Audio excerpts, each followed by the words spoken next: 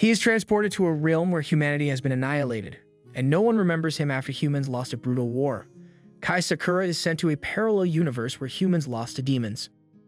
There he meets a mysterious being, unsure if it's an angel or a demon. To his surprise, this mysterious being asks for his help. In his world, humanity fought an endless war against 4 enemy races, but in this new world, no one knows who he is. Flashback to a few days ago, Kai gets out of his vehicle to survey the crypt for exactly 300 seconds. His companions wait impatiently because Kai always doesn't cut a single second short. Through his binoculars, he sees one of the conflict pillars caused by demons with immense magical power. Across the trench, angels and elves, considered half-human celestial beings, along with spirits and mythical beasts like dragons, wreak havoc on the battlefields. This widespread conflict, known as the Great War of the 5 Races, involves all these beings. Kai, a soldier of the Urza Federation, is determined to stop this war from starting again. He carefully watches the crypt where the demons were sealed. After 300 seconds of observation, the young soldier returns to the vehicle. Ashran remarks that no demon has escaped the seal in 100 years. Kai emphasizes that their job as the Human Protection Agency is to ensure it stays that way. Ashran points out that there are 4 crypts like this one around the world, and it doesn't help if they are the only ones taking this task seriously. Saki, the woman on the team, tries to calm him by saying everything is peaceful, but he refuses to let his guard down for even a moment. After their journey, they return to Vizel in the Urza Federation. During a training session, Kai and Ashran practices using a mythical beast combat dummy. The system warns him that it's very dangerous to fight such a strong opponent as a low-ranking soldier. Ignoring the warning, Kai attacks the mechanical beast's ankle, but causes no damage. As the dragon is about to swallow him, Saki turns off the robot and stops the training, worried that Kai will end up dead if he continues at this reckless pace. However, Kai believes he needs to push his limits to make the training worthwhile. Because of this and more, Saki thinks that Kai would have gone down in history if he had been born during the Great War of the 5 Races, like the Prophet Sid. Kai feels honored by the compliment but doesn't see himself as worthy of such praise. Despite the legend being highly regarded among humans, Saki cannot believe that a single man defeated 4 heroes. Vanessa, the Dark Empress of the demonic race, Alri, a Lord of Heaven of the Wild God race, Rikankilo, the Spirit Sovereign of the Spirit race, and Ratha, the Fang Emperor of the Phantom Beast race. Kai insists that Sid won the battle because of the shining sword given by the prophetic god Ashes Soraka. However, Saki points out that there are no photos or videos of the human hero, unlike the others, so she remains skeptical about his existence. She then pokes Ashran to wake him up and asks the guys what they want to do to celebrate Jin's promotion. Ashran suggests a bouquet of flowers, but Saki points out that Jin is being transferred to the royal capital of Zack at the age of 17, the youngest ever selected, so a few flowers won't be enough for such an achievement. Speaking of Jin, she sends a message inviting Kai to meet her the next morning at Terminal 9 in front of the cat's statue and asks him to keep it a secret from Saki and Ashran. The 2 friends start teasing him about this secret meeting, so he gets annoyed and says he's going for a run. The next day, Kai meets Jin because she will be transferred next week and doesn't want to miss seeing her friend before then. She thought he was on leave despite his uniform. He explains that he did his morning training and came straight over. She replies that Kai is the only guy who isn't afraid to go shopping with her, and that's what she likes about him. Jin plans to buy a gift for Saki and Ashran before heading to Zack, suspecting that all 3 of them are considering doing the same thing, as this will be their final meeting. Kai thinks she is exaggerating because she will return after 2 years of training in Vizel. However, Jin reminds him that by then, Saki and Ashran will have completed their military service and will return to civilian life. She believes only Kai will remain in Urza until then, and he agrees. Proud of his friend, Kai assures Jin that she will surpass even her father, the head of the Urza headquarters. This has been Jin's dream since childhood and has driven all her pursuits. As they continue their outing, they stop to grab a bite to eat, while Jin thinks about what to get for their friends. After deciding, she thanks Kai for his company. During their conversation, Jin recalls when Kai got lost in the demon crypt at 10 years old during an inspection with his father. When he got home that day, Kai said he saw Sid's sword. He vividly remembers falling into an absolute void surrounded by terrifying creatures until a shining sword illuminated the path and drew the young Kai to it. Despite the trauma, he never shared this story with anyone else, believing no one would believe him. Since that incident, he has felt a personal responsibility to ensure the demons never escape the crypt. Because of this mindset, Jin believes Kai will still be with the Human Protection Agency in 2 years. Jin then asks Kai what he thinks the future holds beyond those 2 years. Before Kai can respond, he witnesses the world around him disintegrating into a static distortion. Amidst this chaos, a system announces that global reincarnation has been activated. Kai is then transported to an alternate reality where the buildings in his city, Vissel, have been obliterated and replaced by a dark, war-torn environment. Above it all, a colossal demon emerges from the ruins and attacks him with magic.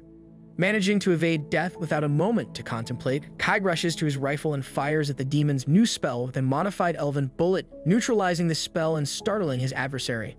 Enraged, the creature charges at him again, requiring Kai to use his exceptional dodging skills. He overcomes the obstacles and strikes the demon with his bayonet, but its tough skin renders the blade ineffective. Kai then fires at the demon with a modified draconic bullet that mimics the breath of mythical beasts, causing a massive explosion in the target's body. Kai takes pride in executing the moves he trained to defeat a demon. Outraged, another evil entity appears, unable to believe a human had defeated one of its kind. Kai realizes this demon can speak human language remarkably well.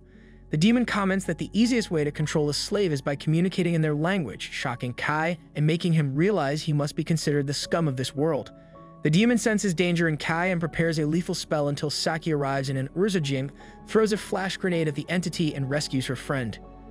Kai calls out to Saki, but she doesn't understand how this stranger knows her name. Similarly, when Kai approaches Ashran, he too is puzzled by the boy's familiarity.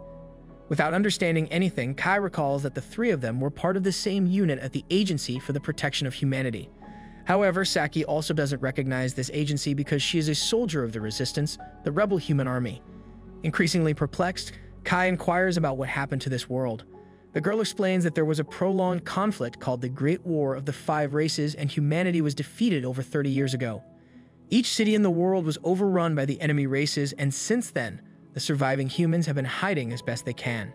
According to Ashran, the different races are still fighting over conquered lands, and the Euro Federation was taken over by demons, forcing everyone to flee. However, humans created a safe haven underground that remained intact after the war. Kai wonders how humanity lost the battle, and Saki explains that humans were no match for such powerful creatures. Each race had its own hero, unlike humans. Kai asks about the Prophet Sid, but neither soldier knows who that is. Kai claims that the Prophet defeated the other four races, but Ashran doubts this, believing that humans wouldn't be living underground if that was the case. As the three talk, the main troop of the underground city arrives. Some cities still resist, each with a garrison supervised by the main troop. According to Saki and Ashran, the commander of this troop and the resistance, named Jean, is seen as a savior by the people of the Urza Federation. Jean is an empathetic and charismatic leader, well respected by human civilization. Jean asks about the identity of the unknown soldier, and as his comrades explain, Kai is left speechless, realizing that even his closest friend doesn't know who he is. Unable to let it go, the boy shouts James' name, recalling that they were shopping just moments earlier. The commander, confused by this story, says he doesn't recognize this soldier, then turns away and heads to a scheduled meeting. Unsatisfied, Kai questions why his friend is pretending to be a man, knowing her dream as a daughter was always to surpass her father's career. Rina, one of the senior subordinates, grabs Kai by the wrist, but Jean asks her to let him go. After the commander leaves, Saki asks Kai what's on his mind, and Ashran offers his room for Kai to rest and collect his thoughts. At Ashran's home, Kai can't stop wondering why all this is happening to him. He reads the documents, but the only missing records are his and Sid's. Kai can't understand how, if Prophet Sid never existed, there are still the four crypts, a seal of four races. The next day, Kai asks his old friends about the crypts, but they know nothing about them. Determined to find answers, Kai borrows a car and promises to return by noon despite Saki's protests. Ashran tosses him the keys and Kai drives to the ruins of Vissel, heading to the crypt he used to monitor. As he approaches the entrance, he finds Prophet Sid's sword and picks it up. A voice from the sword declares that the bearer of this relic is now the code holder. The sword opens a gate, transporting Kai to a mysterious platform. Climbing the stairs, he finds a half-angel, half-demon girl chained up. Kai is having a hard time figuring out what race this girl is. Then the girl tells him her name is Rin and begs to be saved before passing out. Kai approaches her, debating whether to help because she looked like a demon. Against his better judgment, he decides to free her. He tries to use his sword to cut the chains, but they are too tough and show no signs of damage. He then tries using bullets, but even that doesn't work. Kai doesn't know what to do, but then he remembers he still has a special sword. He recalls its name and says Code Holder out loud. His gun sword transforms into the Golden Code Holder, the sword Sid used to save humanity in his timeline. He raises the sword and strikes the chains. For a moment, it looks like he destroyed the dimension, but things return to normal and the chains are cut. The girl is released and starts falling, so Kai catches her. When she opens her eyes, she gets startled and flies away, yelling for someone named Vanessa and demanding a rematch, saying it's unfair to send a weak demon to assassinate her. Before Kai can explain that he's not a demon, Rin starts attacking him because she hates demons. He dodges her first attack but can't avoid the second energy blast she sends his way. Kai starts to regret helping her, but as the blast approaches, he remembers the system saying that the code holder can sever fate itself. He uses the code holder to cut the magic ball in half, making the magic disappear. Both Kai and Rin are surprised since a demon couldn't block her attack. Kai tells Rin he's not a demon and doesn't know why she thought that, pointing out that he has no wings or tail, so he's clearly human. Realizing her mistake, Rin apologizes for attacking him but explains that she really hates demons and always attacks them on sight. Kai now knows she's not a demon, but he still doesn't know what race she is. When he asks her, Rin begs him not to ask about it. Kai agrees to drop the subject but has other questions, like where they are. Unfortunately, Rin has no idea either. She only remembers fighting Vanessa and then finding herself imprisoned. Kai recognizes Vanessa's name and asks if Rin is talking about the hero of demons. Rin confirms, and Kai is surprised she would fight a hero. He asks if she's really that strong. Rin proudly states she could wipe out an entire army of demons alone, but she's also impressed by Kai's ability to stop her attacks. She asks how he did it, and Kai is about to tell her about his sword when he notices a portal behind her. A hideous monster emerges and says something about the Fate Singularity entity awakening, posing a great threat to the new world, and announces it will commence protocol to remove it. The monster attempts to strike Rin, but Kai pulls her to safety at the last second. Realizing the monster is too powerful, Kai tells Rin they have no choice but to run, and she agrees. Grabbing her hand, they flee, but they don't know where the exit is. The monster, using the portal, grabs Rin with its tentacle and declares it has captured the Singularity. It begins the termination protocol, forming several orbs to erase Rin from existence. Kai can't bear to watch, so he takes action. Using the golden sword, he slices the monster's tentacle in half, also damaging the dimension. The monster notices Kai holding the forbidden sword and is puzzled about how a human got it.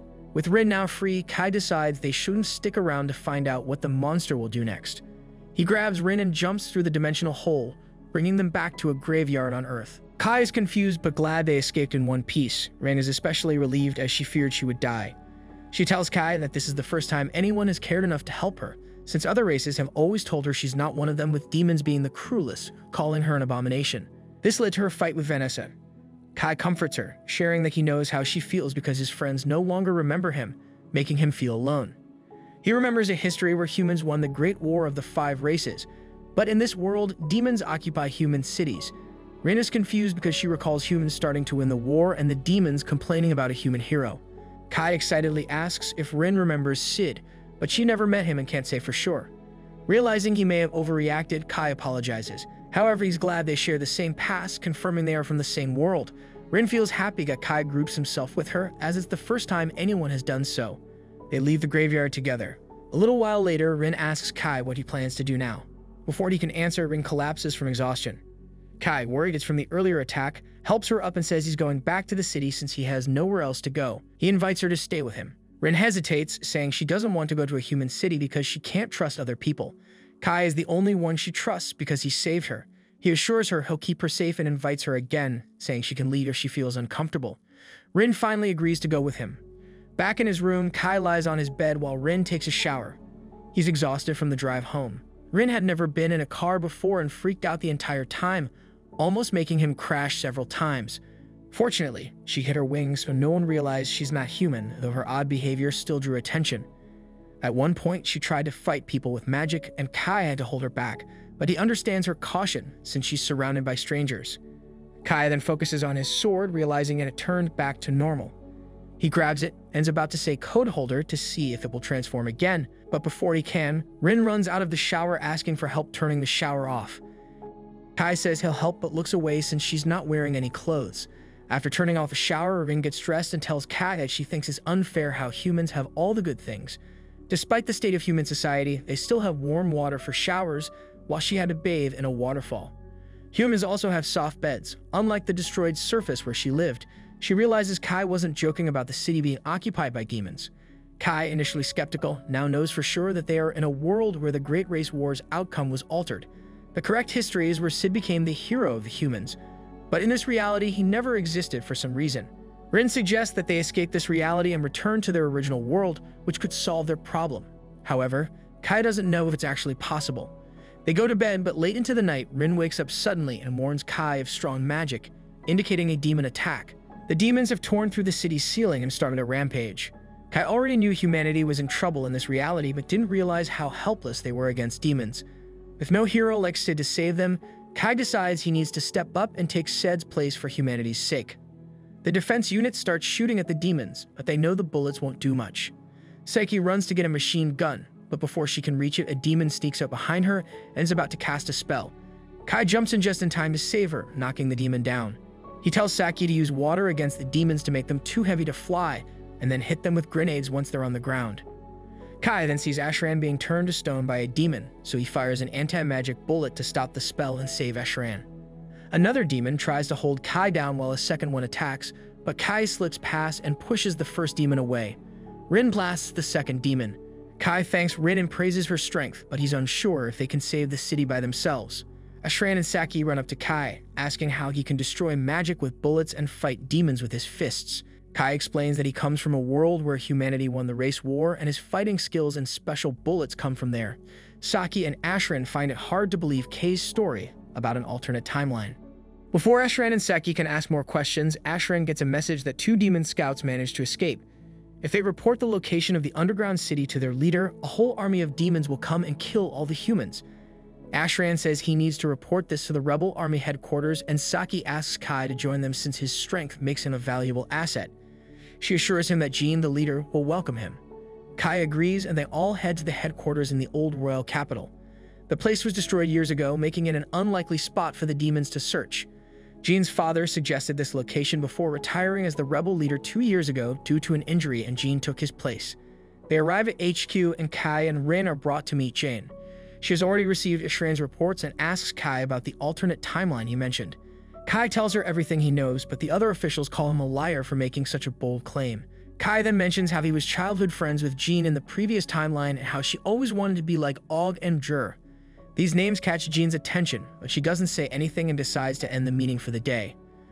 Later that night, Jean asks to meet with Kai. She seems more open to the possibility that Kai might be telling the truth, since very few people know she's a woman and the names Og and Jur were the nicknames of her father and grandfather. While she's not completely convinced, she acknowledges that Kei's combat skills and knowledge are valuable. Jean shares her plan to coordinate with other human cities to repel the demons invading Mio Vasel. However, Rin argues that this would only attract more demons over time, and if a high-ranking demon showed up, the plan would fail. Jean knows it's a risky plan, but can't think of a better way to protect the remaining human homes. That's when Kai suggests they target just one demon, Vanessa, the hero of the demons. Jean thinks it's crazy to attack someone as powerful as Vanessa, but Kai is confident the code holder can defeat her. He volunteers himself and Rin to challenge Vanessa, explaining that most demons are focused on fighting other races, so Vanessa won't have many forces with her. Kai asks Jean and her forces to hold off the rest of the demons while he fights Vanessa. Jean agrees, and they begin preparing to reclaim the Urza Federation. The scene then shifts to Kai and the others getting ready for the battle. Rin states that she hates the demons because they are deceitful. She despises the spirits because they are creepy. She loves the mythical beasts because they are barbaric. She abhors the celestials because they are stubborn. She detests humans because they are weak. And lastly, she hates herself the most because she is made up of all those things. But Kai is the only one who isn't afraid of her and accepts her for who she is. She hopes he doesn't die on her. After that, the army of the Federation heads to the government palace. Seki is shocked that their squad isn't the one taking on Vanessa. She believes the plan will work because Jean is leading them, but she's nervous about facing Vanessa. Seki wonders how just the 4 of them can handle it, and Kai explains that their small team can reach Vanessa faster. Seki gets it but still dislikes the plan. Kai reassures her and Ashran, saying they're the only ones he trusts to back him up. Saki is still scared, so Rin pats her head to comfort her, which helps her feel a bit better.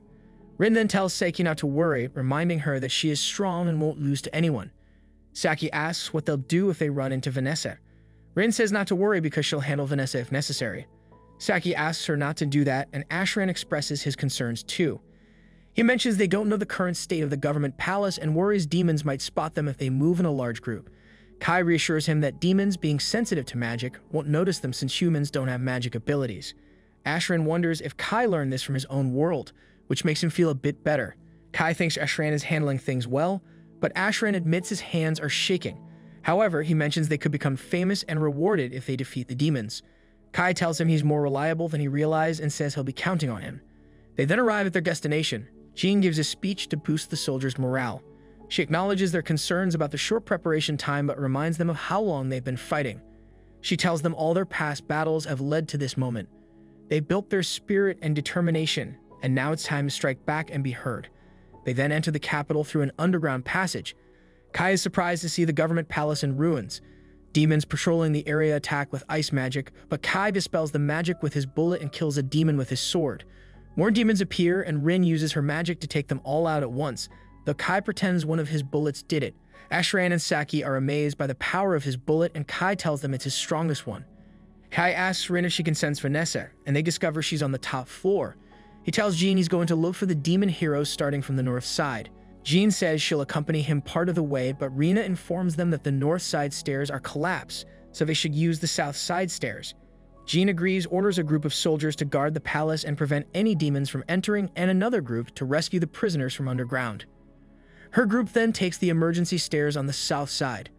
On the way, Irina asks Kai about the lightning attack earlier, knowing it wasn't him since she never saw him pull the trigger. She realizes it was Rin. Jean asks Kai if he's still ready to fight Vanessa alone, and he confirms he is. She tells him the demons should be gathering soon. Rin then spots an imp summoning a large demon on their way up, but they're too late to stop it. The demon grabs a soldier, but Rina saves him and tells the others to go ahead while she deals with it. As they move on, the group of soldiers outside fights more demons. The second group rescues the captives, and Jean and the others enter a room. Jean is hit by a strong lightning attack, but is unharmed. Rin notices Jean is wearing an elven garment. Jean explains it's a magic item called the Sacred Light Garment, taken from an elven village, and it's excellent for magic resistance. She tells Kai and his group to go on ahead while her forces handle this demon. Kai and his group move forward and put on armbands. Saki is surprised to learn these armbands will make them invisible to demons and wonders how they work. Rin starts to say she used barrier magic, but Kai stops her. Instead, she explains a human made them by mimicking angel barrier magic, which bends light to hide them. As they walk, a demon approaches and Saki tries to attack it, but Rin stops her. The demon passes by without noticing them, and they are relieved the barrier worked. They arrive at the breaker room and tell Saki and Ashran to stay there and cut the power if it looks like Kai and Rin are losing to Vanessa. Kai explains they will use the darkness to escape and that he will send a signal when it's time. He and Rin move ahead and hear an alarm. Kai worries they've been found, but Rin thinks her barrier is still working. Kai realizes it might be the building's infrared sensors. They encounter demons waiting for them, who reveal they use the surveillance system to locate them. One demon explains that Vanessa suggested using it, and slaves maintain it for them. The demon says the demon heroes pleased with their invasion and wonders why they would attempt such a suicidal mission. Kai asks to be guided to Vanessa, but the demon refuses and says he will use them for his own enjoyment. The demons attack Kai, but Rin flies with him to dodge their attacks and takes him to the stairs to the next floor. She blocks the area with the demons and tells Kai to go ahead while she deals with them. Kai doesn't like the idea but has no choice and continues on. The demons notice the scent of various races coming from Rin and wonder what she is. She tells them she doesn't know and says she hates demons, then prepares to attack with magic. Meanwhile, Kai finds Vanessa's room and sees that the demon hero is a seductive succubus. In another scene, Jean is fighting the demon from earlier with support from others using gunfire. Jean tries to attack, but the demon catches her sword and uses fire magic against her. Her elven garment protects her, and the demon realizes this. Jean's sword transforms into a bow, and she uses it to take down the demon. Before dying, the demon warns her that using angelic and elven magic items will drain her life force since humans can't use magic. Jean finishes him off and says she's willingly chosen death, showing the resolve humans need to defeat demons. Another demon attacks Jean from above, but Rina saves her. The demon recognizes Rina and wonders if she is the Dragnar who uses a drake named Falm as a weapon. Rina doesn't confirm this, and Jean hopes everything's going well on the top floor. The scene shifts to the top floor where Vanessa asks Kai if he's surprised that the strongest demon is a succubus. Kai isn't surprised, and Vanessa finds him interesting. She had hoped to charm him into becoming her slave, but wasn't expecting his reaction. She wonders if he is the one who uses the elven garment, but he says he's just an outsider. He tells her he's from a world where she was defeated, but Vanessa insists such a world doesn't exist. Kai doesn't care if she believes him and explains he ended up in this world against his will. He remembers that the Great War of the 5 races ended years ago. Vanessa asks which race defeated her, and is amused to learn it was humans. She asks which human did it, and Kai says it was Sid. Hearing this name triggers some memories for Vanessa, but she pushes them aside. She tries to use magic on Kai, but he cancels her spell. When she attacks him, Kai discovers it's just an illusion, and she strikes him from behind, but he dodges. She notices his weapon is unusual and guesses it must be from his world. Kai asks if she believes him now, but she tells him not to be so confident and hits him with a powerful flame spell. He deflects the attack, which surprises her. Vanessa then attacks Kai with a powerful spell that could destroy any race. The spell shakes the entire building, but Kai uses Code Holder to protect himself. Vanessa is amazed to see him unharmed and asks about his sword, but Kai doesn't respond. Rin then attacks Vanessa with a lightning spell. Kai notices Rin is badly hurt from her fight with the demons. Rin explains that she got worried when she felt the building shake and came to check on him. She then challenges Vanessa to fight her. Before Vanessa can attack, the monster from earlier appears through a portal and binds Vanessa. The monster notices something strange about her and realizes she's affected by the forbidden word Sid. It tries to exorcise Vanessa from this world, but she breaks free and recognizes the monster as a servant of Alpha. Vanessa uses a powerful fire spell on the monster, causing serious damage, but it survives and escapes through the portal to recover. Kai is stunned by Vanessa's strength and can't believe Rin fought someone like her. Rin tells him that Vanessa from her world wasn't this terrifying and that she is scared of her power. Vanessa tries to heal her injury by concentrating her power, but it doesn't work. She decides to focus on dealing with Kai and Rin instead. This wraps up the third episode of Why Does Nobody Remember Me in This World? Recap. If you enjoyed it, please hit the like button and don't forget to subscribe. Thank you for watching.